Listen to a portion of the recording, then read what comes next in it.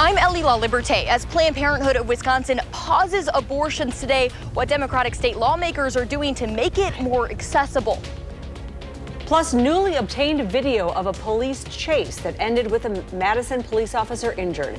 This as criminal charges are referred to the district attorney. And later, how the Middleton Cross Plains Area School District is recruiting the next wave of school bus drivers for the area. And we welcome you to News 3 Now at 6. Good evening. Thanks for joining us. I'm Eric Franke. And I'm Sarah Carlson. Today, Planned Parenthood of Wisconsin is officially pausing abortions. It comes after President Trump's so-called Big Beautiful Bill passed, which included a provision to defund the organization. Our Ellie LaLiberte looks at the implications and what lawmakers are proposing. The pause on abortion from Planned Parenthood of Wisconsin leaves 2 independent Milwaukee clinics as the only sites in the state available to perform that service.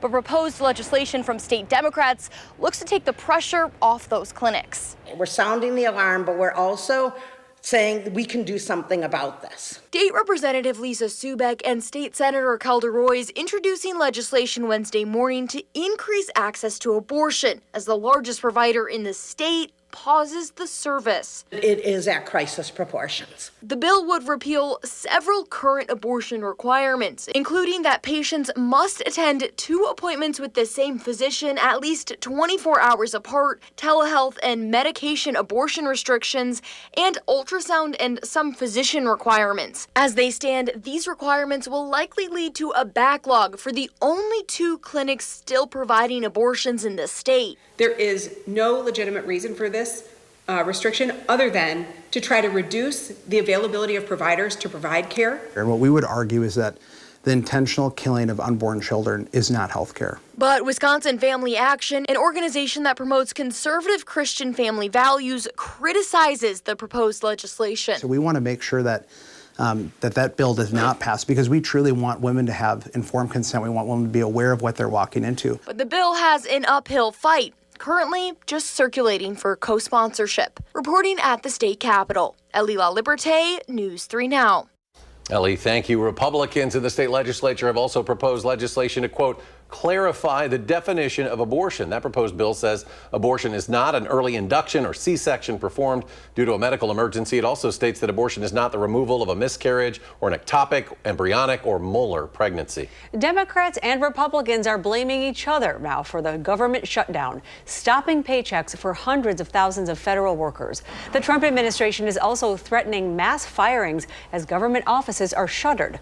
Republicans want to extend funding at current levels.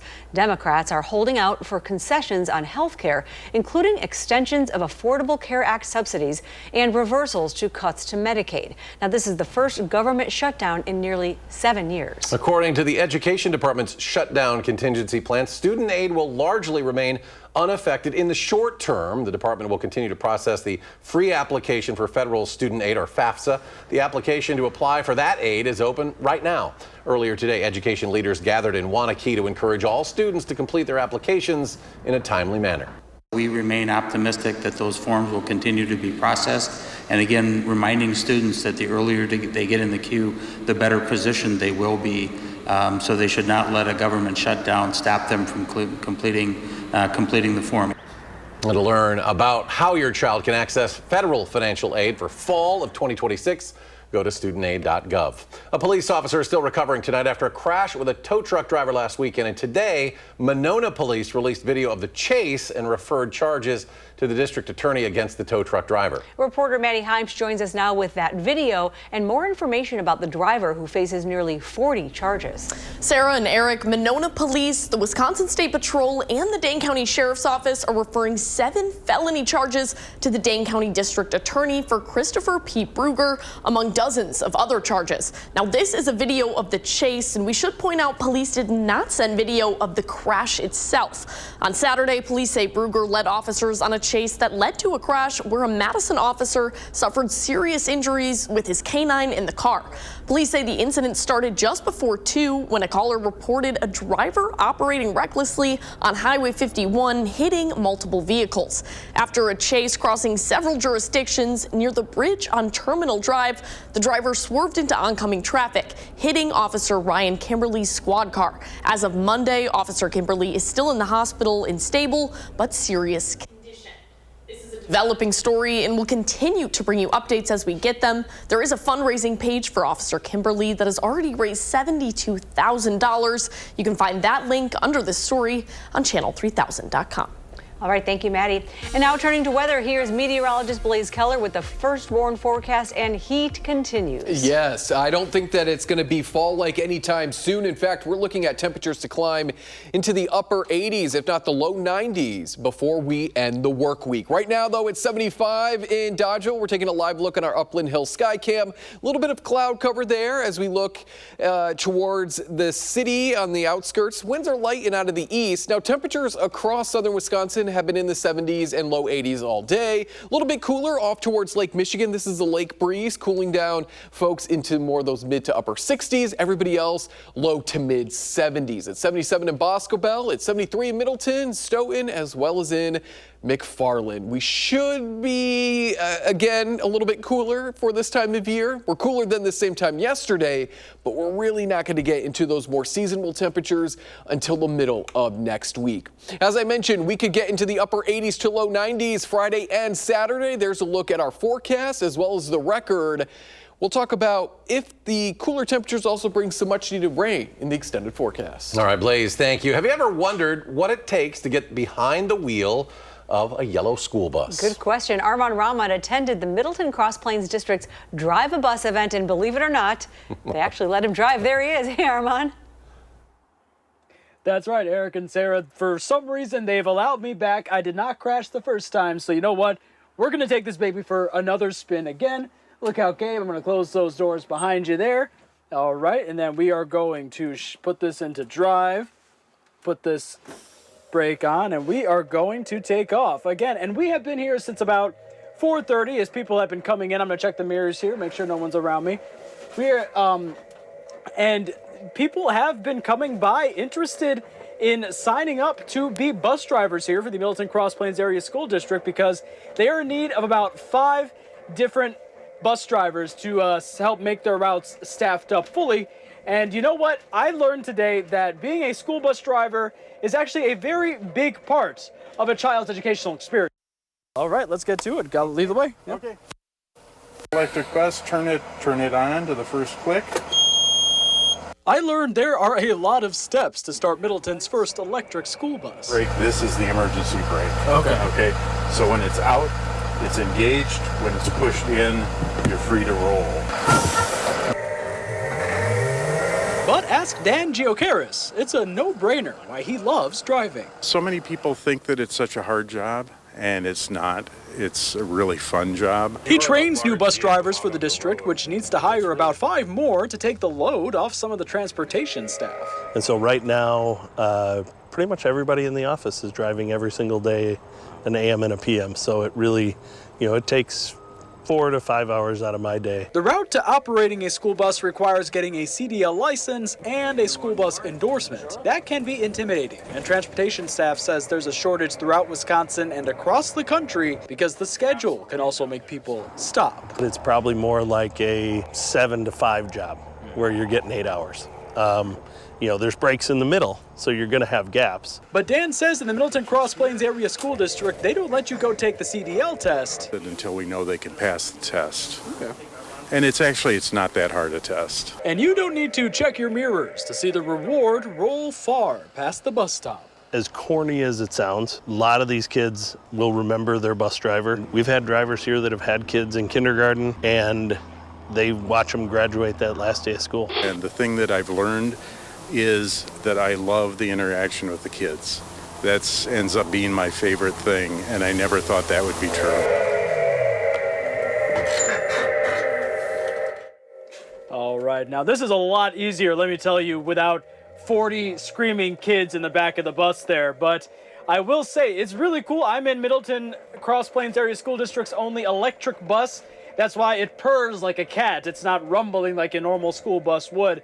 And they're having the Drive a Bus event until about 7 p.m. tonight if you want to come down and see if you have what it takes to be a school bus driver. For now, next stop, I think, is the News 3 Now station. Eric and Sarah, I'll be back to pick you guys up, and this will turn into a party bus. We'll go downtown and paint the town yellow for school buses. For now, reporting live behind the wheel of a school bus. Arman Rahman, News 3 Now. Who knew? I think we might lose him to a school bus job.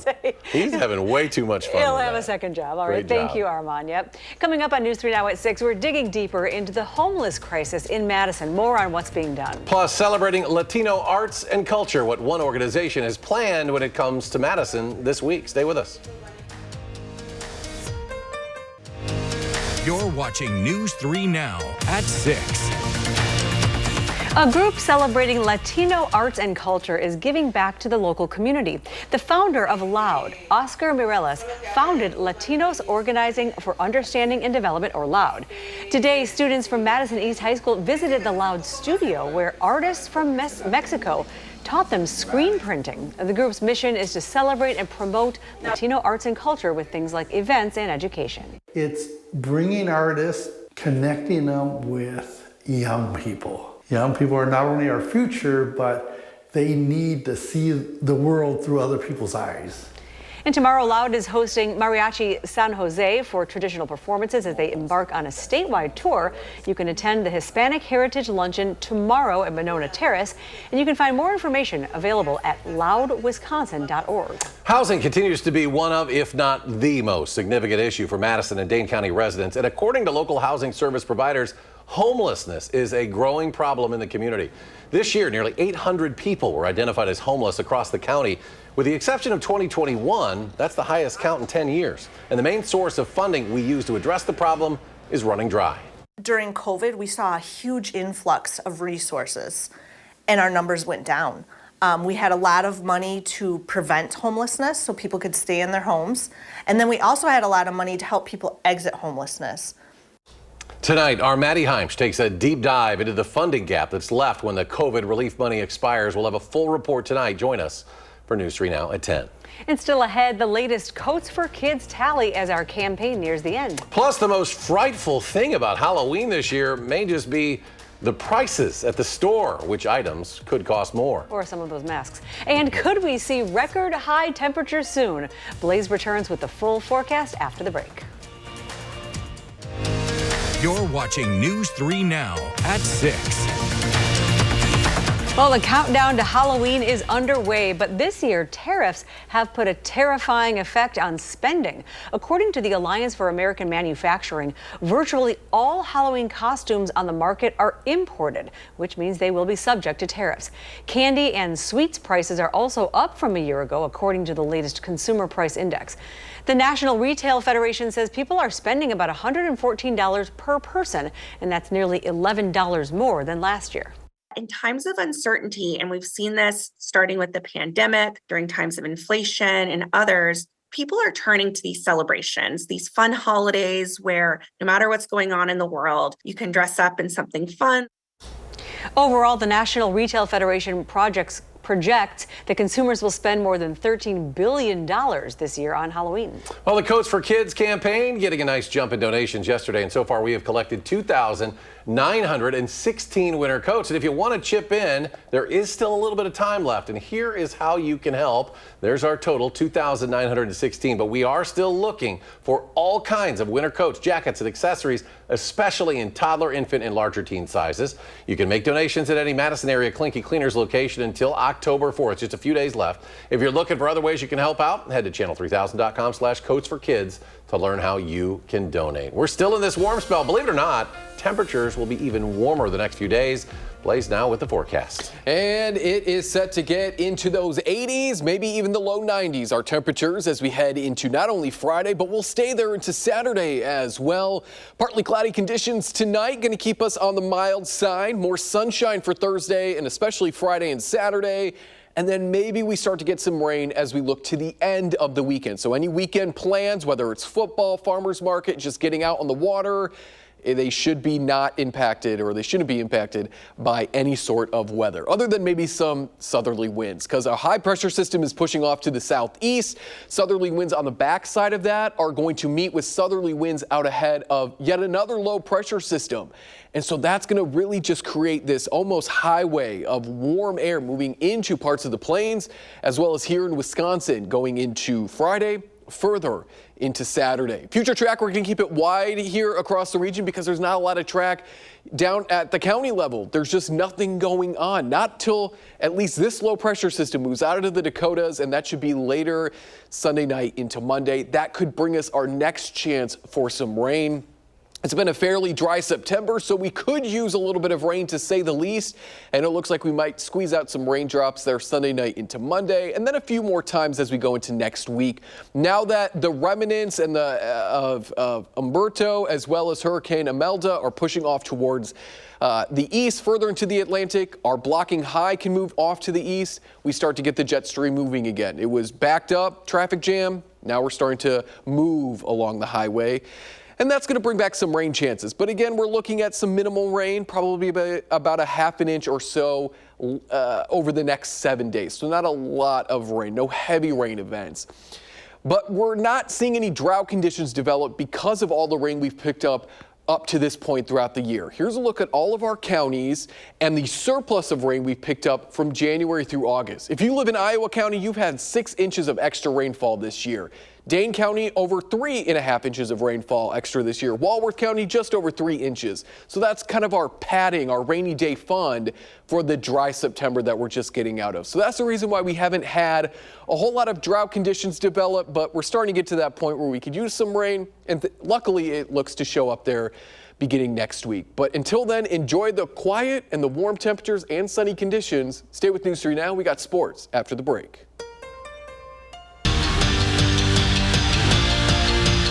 Well, as the Packers continue to rest up during the bye week, many thought they would have a better record going into it, and that includes defensive end Micah Parsons on the defensive side of the ball. News 3 Now's senior Packers writer Jason Wilde takes a closer look at Parsons' impact on the team. From time to time, NFL coaches will say, well, the other guys get paid too, kind of like Barry Alvarez used to always say, hey, the other guys are on scholarship, even though the Badgers won most of those games. But there was a great example of that in Sunday night's game, which ended up in a tie between the Packers and the Dallas Cowboys. On the surface level, Micah Parsons, the Packers' big acquisition and the former Cowboys pass rusher, did not have a hugely productive night. He had 1 sack. Now, it was a touchdown-saving sack in overtime against Dak Prescott that allowed the Packers to stay in the game and eventually escape with at least a tie. But upon further review of the film, he had 8 pressures against Dak Prescott. And you know that thing about the other guys getting paid too? Well, Dak Prescott got paid to get the ball out of his hand quickly and neutralize the impact that Micah Parsons would have otherwise had. Seems like they might know each other a little bit since they were close friends back in Dallas.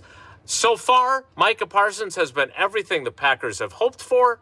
Just ask Packers coach Matt LaFleur. Yeah, I mean, he's been outstanding since he's got here. And the guy comes in, he goes to work, and I see him being a good teammate. He does a great job of getting that whole D-line together, you know, doing things outside of the building, which I think is important for them just to establish, you know, that connection, I would say. He's been awesome. The Packers will hope to keep getting that kind of productivity from Micah Parsons when they return from their bye week. Their next game is October 12th at home at Lambeau Field against the Cincinnati Bengals. We'll have full coverage of the Packers even during their bye week on channel3000.com for free. And while you're there, remember to sign up for the newsletter, which delivers our Packers coverage directly to your inbox every single day. In Green Bay, Jason Wilde, channel3000.com. All right, thanks, Jason. Well, Wisconsin football has a lot to work on over there, has had a lot to work on over their bye week. Now, the Badgers prepared for the toughest stretch of their schedule by building a little confidence. Our Nash Darrow reports. The Wisconsin Badger football team is coming out of a much-needed bye week, but many questions still remain as they head to the Big House to face the number 20th ranked Michigan Wolverines. There's only one way to get better, and that's with consistency. And regardless of what the opponents look like, because you're right, it's a stretch, and every single one of them bring a different challenge, you know, whether they're the top-ranked team in the country or they're not the top-ranked team in the country. Every one of them bring an incredible challenge, and that's what this business is, that's what this league is.